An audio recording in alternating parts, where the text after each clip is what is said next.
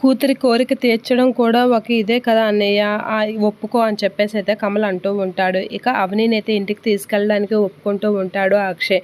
అందరూ అయితే అలా చూస్తూ ఉంటారు అక్షయ్ని. సరే అని చెప్పేసి అయితే అక్షయ్ అయితే అవనిని బర్త్డే కేక్ కటింగ్కి తీసుకొని వెళ్తూ ఉంటాడు. ఇక చాలా హ్యాపీగా ఫీల్ అవుతూ ఉంటుంది ఆరాధ్య. ఇక కమల్ కూడా హ్యాపీగా ఫీల్ అవుతూ ఉంటాడు. ఇక అక్షయ్ అయితే ఆరాధ్యని ఒళ్ళో కూర్చోబెట్టుకుంటూ ఉంటాడు. పక్కన అవని కూర్చొని ఉంటుంది. ఆరాధ్య అని అవని అయితే ఇలా చెప్పేలోపు అక్షయ్ అయితే ఆరాధ్యతో మాట్లాడుతూ తనని డైవర్ట్ చేస్తూ ఉంటాడు. అది చూసి అవని ఫీల్ అవుతూ ఉంటుంది. ఇక ఇంటికి వచ్చేస్తూ ఉంటారు.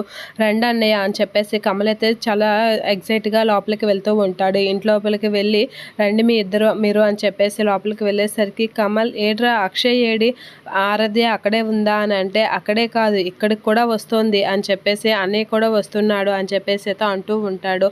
అలా అనగానైతే అవని అక్షయ్ ఆరాధ్యనైతే చూస్తూ ఉంటారు. అలా చూడగానైతే పార్వతి షాక్ అవుతూ ఉంటుంది. ఇక పల్లవి కూడా అలా చూస్తూ ఉండిపోతూ ఉంటుంది. ఏంటి అనైతే అలా చూస్తూ బావగారు అవని అక్కని తీసుకొస్తున్నారా అనేది అనుకుంటూ ఉంటుంది. ఇక రెండన్నయ్య అని చెప్పేసి కమల్ అనేసరికి ఆరాధ్య అక్షయ్ అవని అయితే లోపలికి వస్తూ ఉంటారు. అది చూసి పార్వతి అయితే అలా చూస్తూ ఉండిపోతూ ఉంటుంది. అక్షయ్ అయితే కొంచెం టెన్షన్ పడుతూ ఉంటాడు. ఏంటి ఇప్పుడు అమ్మ వాళ్ళకి ఏం సమాధానం చెప్పాలో ఏంటో అని అయితే టెన్షన్ పడుతూ ఉంటాడు. ఇక ఆరాధ్య వాళ్ళు లోపలికి వచ్చేసరికి అవనిని అయితే ఆ పార్వతి అసలు ఎందుకు వచ్చావు అని అడుగుతూ ఉంటుంది. అలా అడిగేసరికి నేను రాలేదు, ఆయనే తీసుకొచ్చారు నన్ను అని అవని అనేస్తూ ఉంటుంది.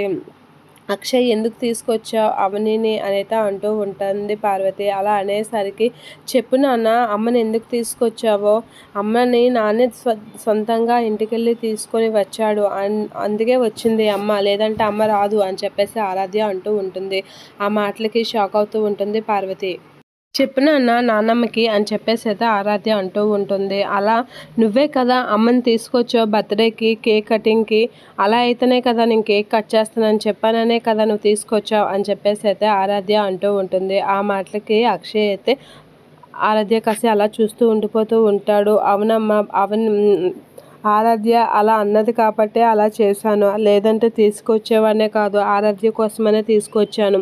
ఆరాధ్య కోరిక నెరవేర్చడం కూడా ఈరోజు ముఖ్యమే కదా అని అంటే తన గురించి నువ్వు మర్చిపోయావా, నీ చెల్లెలకి ఎంత అన్యాయం చేసిందో మర్చిపోయావా, అయినా నువ్వు ఎలా తను తీసుకొచ్చావు అని పార్వతి అడిగేసరికి ఈరోజు పుట్టినరోజు కదా అమ్మ, ఏమీ అనకు, నా కూతురు సంతోషమే కోసమే ఈరోజు ఇలా చేశాను అనేది అంటూ ఉంటాడు అక్షయ్.